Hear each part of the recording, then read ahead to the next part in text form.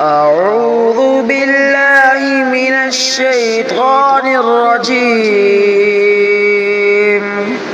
بسم الله الرحمن الرحيم.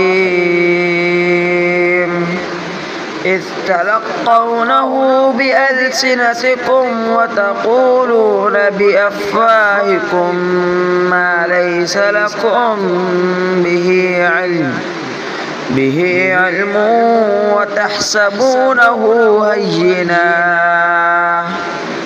وهو عند الله العظيم. ولولا إذ سمعتموه قلتم ما يكون لنا أن نتكلم بهذا سبحانك هذا بهتان عظيم.